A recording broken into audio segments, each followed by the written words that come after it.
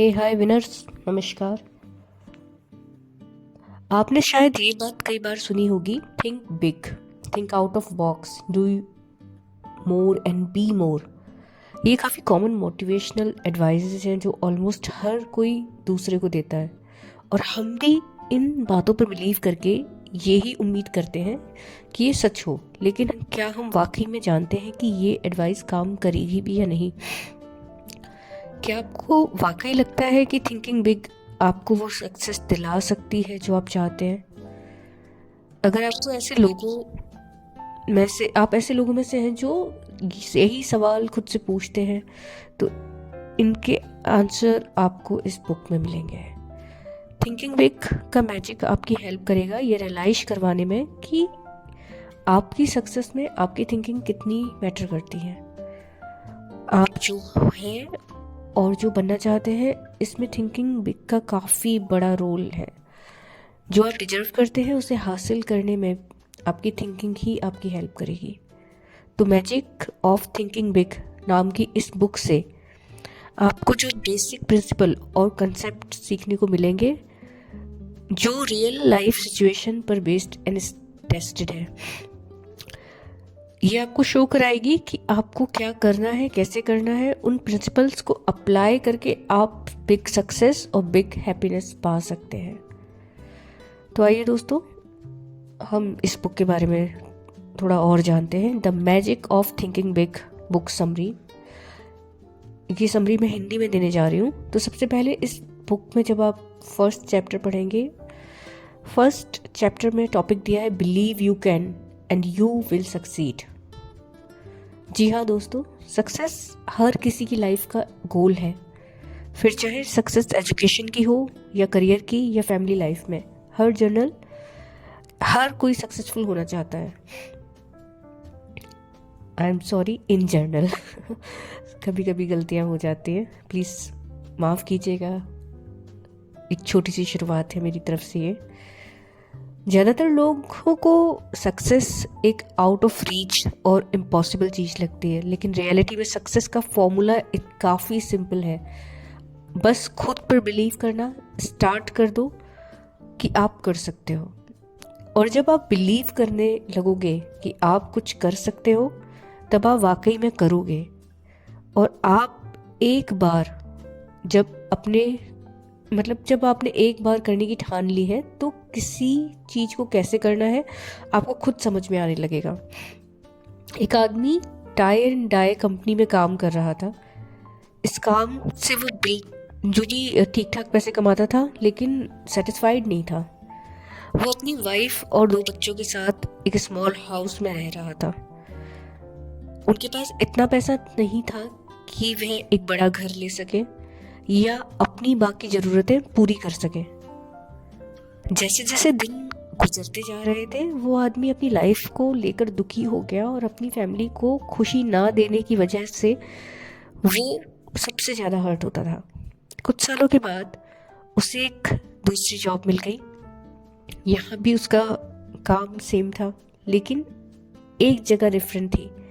ये जगह उसके घर से बहुत दूर थी, लेकिन उसने सोचा क्यों ना ट्राई किया जाए। जब इंटरव्यू के लिए एक दिन पहले वो आदमी कुछ सक्सेसफुल लोगों से मिला जिन्हें वो जानता था। उसने खुद से पूछा कि क्या उन लोगों के पास ऐसा क्या है जो उस आदमी के पास नहीं है। उस आदमी को पूरा बिलीव था कि वो लोग अपनी इंटेलिजेंस, पर्सनैलिटी या एजुकेशन की वजह से सक्सेसफुल नहीं हुए, बल्कि इसलिए हुए क्योंकि उन्हें इनिशिएटिव लिया है। उन सबको खुद पर भरोसा था कि वो कुछ कर सकते हैं। नेक्स्ट मॉर्निंग वो आदमी पूरे कॉन्फिडेंस के साथ जॉब इंटरव्यू के लिए गया और उसने बड़ी हिम्मत के साथ 300% ज़्यादा सैलरी की डिमांड भी की। वो इतनी सैलरी इसलिए डिमांड कर रहा था क्योंकि उसे खुद पर भरोसा था कि वह इतना डिजर्व करता है, और उसके इस कॉन्फिडेंस की वजह से उसे वो जॉब मिल गई। तो आप भी खुद पर बिलीव करो कि आप कर सकते हो। बिलीव करो कि दूसरों की तरह आपको भी सक्सेस मिल सकती है। हमेशा सेकंड क्लास मत बन के रहिए। अपनी वर्थ पहचानो और बिलीव करो कि आप इससे ज़्यादा कर सकते हो और बन सकते हो। जब आप बड़ा सोचना शुरू करोगे तो आपकी सक्सेस ऑटोमेटिकली मिलने लगेगी। नेक्स्ट प्रिंसिपल इस बुक का कहता है, दोस्तों ये बहुत ही खूबसूरत बुक है और मैं सभी को सजेस्ट करूँगी कि आप सभी को ये बुक ज़रूर पढ़नी चाहिए। तो इसका नेक्स्ट प्रिंसिपल कहता है कि cure your self of excuses the failure disease. दोस्तों अगर हम दूसरों को ऑब्जर्व और स्टडी करें तो पता चलेगा कि अनसक्सेसफुल लोग एक्चुअल में दिमाग को बंद करने की बीमारी का शिकार है। इस डिजीज को एग्जीक्यूटेड कहते हैं। जो लोग इससे सफ़र कर रहे होते हैं उन्हें ये नज़र नहीं आता, लेकिन हम अक्सर अपनी लाइफ के कुछ एक्सपेक्ट्स को कंसीडर करते हैं और उन्हीं को अपना फेलियर का जिम्मेदार मान लेते हैं। जब लोग हमसे पूछते हैं कि क्या हुआ, हम प्रोग्रेस क्यों नहीं कर रहे, तो हम कुछ ऐसे बहाने गिनवा देते हैं, मेरे साथ हेल्थ इश्यूज हैं, या फिर मैं काफ़ी ओल्ड हूँ, या फिर मैं उतना इंटेलिजेंट नहीं हूँ, या मैं तो अनलकी हूँ। एक बार एक सेल्स ट्रेनिंग प्रोग्राम के दौरान एक ट्रेनी थी जिसका नाम था सेसिल। वो करीब 40 साल की थी और मैन्युफैक्चरर की रिप्रेजेंटेटिव के तौर पर एक वेटर जॉब ढूंढ रही थी। लेकिन सेसिल में कॉन्फिडेंस की कमी थी क्योंकि उसे लगता था कि वो काफ़ी ओल्ड है इस जॉब के लिए।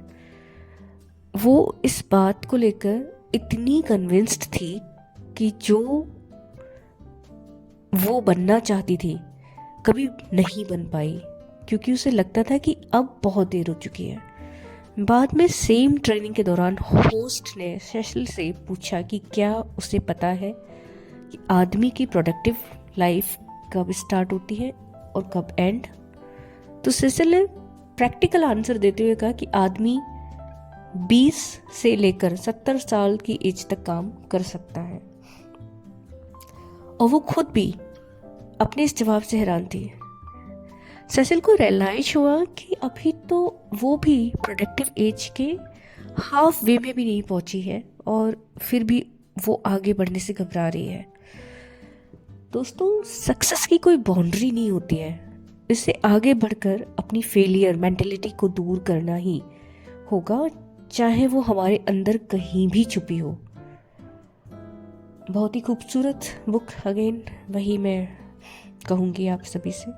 इसका थर्ड नेक्स्ट प्रिंसिपल कहता है कि build confident and destroy fear. कुछ लोगों के लिए फियर सिर्फ माइंड का गेम है, लेकिन सच तो यह है कि फियर रियल होता है और इससे पहले कि हम इसे कंट्रोल करें हमें इसे पहचानना होगा। नेवी रिक्रूट्स के एक ग्रुप का स्विमिंग एबिलिटी का टेस्ट लिया गया। उसमें से ज़्यादातर यंग बॉयज थे जो पानी की गहराई से डरते थे, यहाँ तक कि कुछ फीट गहरे पानी से भी। एक एक्सरसाइज में उन्हें 15 फीट से पानी में जंप मारना था। उन्हें कहा गया कि 15 फीट से पानी में जंप मारे। पानी में जंप मारने की किसी की हिम्मत नहीं हुई। नेवी ऑफिसर ने बटालियंस को आगे आने के लिए बोला और लेकिन कोई आया नहीं। ऑफिसर को आइडिया आया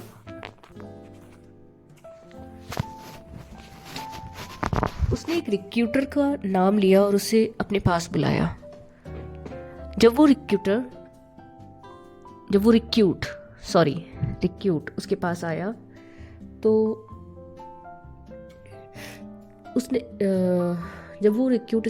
तो ऑफिसर ने उसे धीरे से कुछ कहा और वाटर पूल में धक्का दे दिया।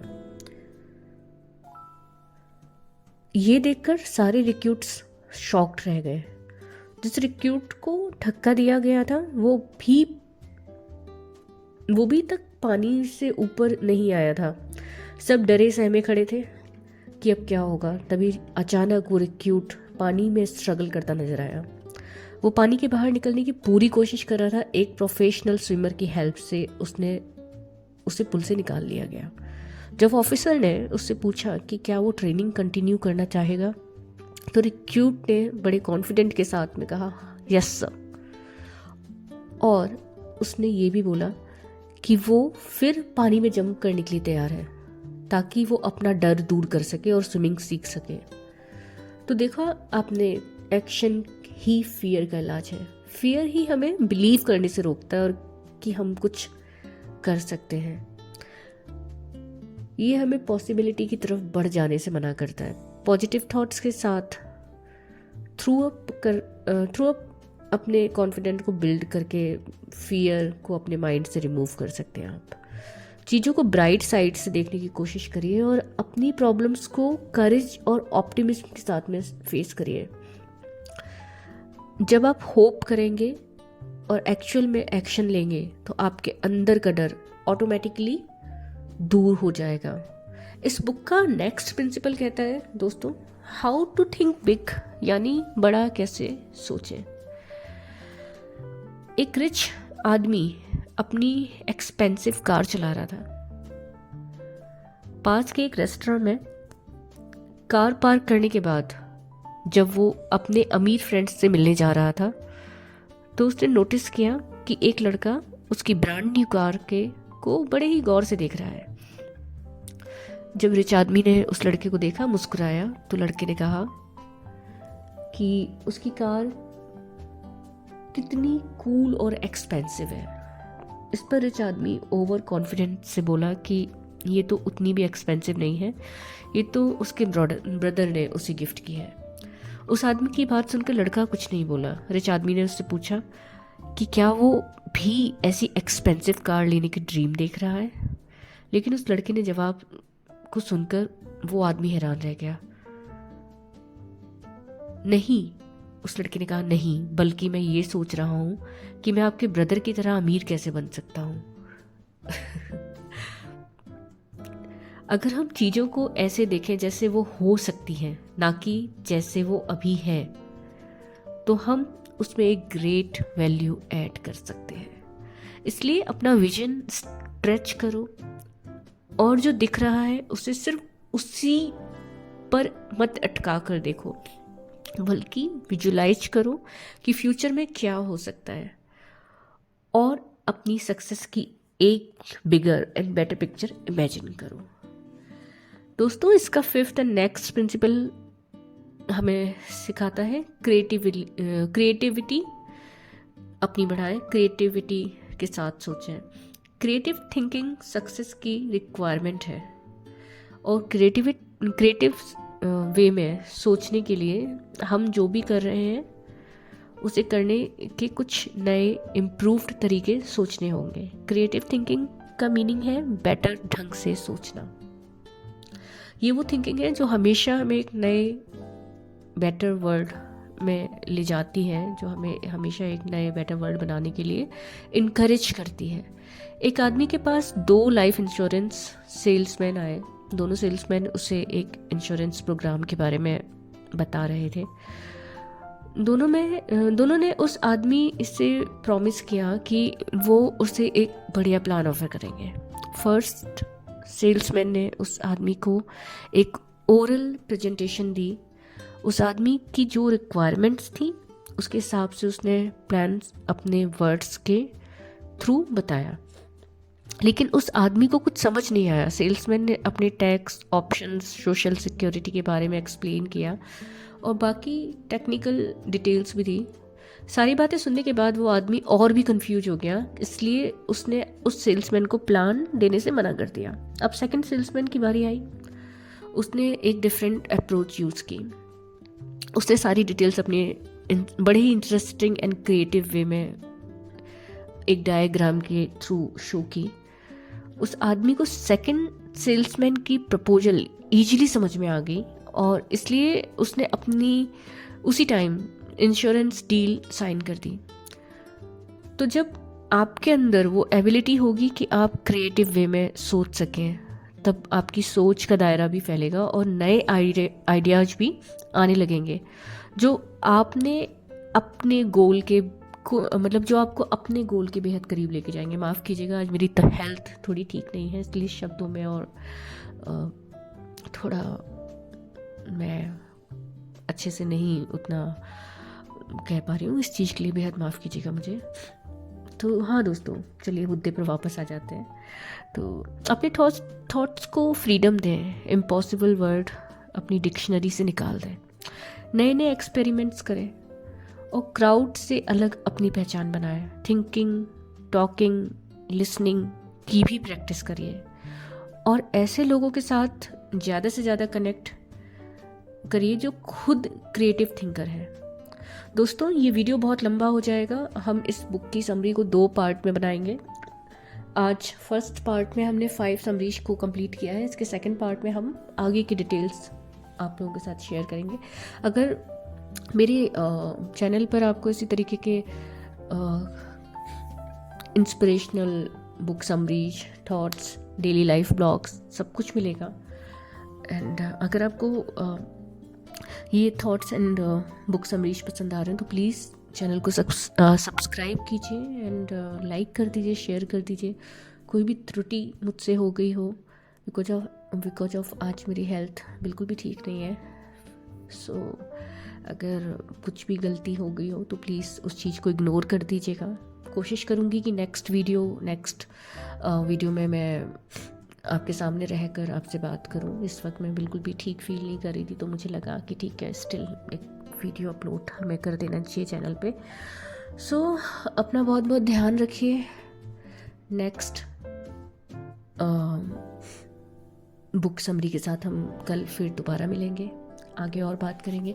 आपके जो भी क्वेश्चंस हैं और अगर आप चाहते हैं कि किसी और टॉपिक पर हम बात करें तो आप कमेंट्स में ज़रूर से लिख दीजिए। सो अपना बहुत बहुत ध्यान रखिए, ख्याल रखिए, खुश रहिए, पॉजिटिव रहिए, प्रोडक्टिव रहिए। इसी के साथ गुड नाइट, शुभ रात्रि, bye bye, take care, sayonara, शब्बा खैर, नमस्कार।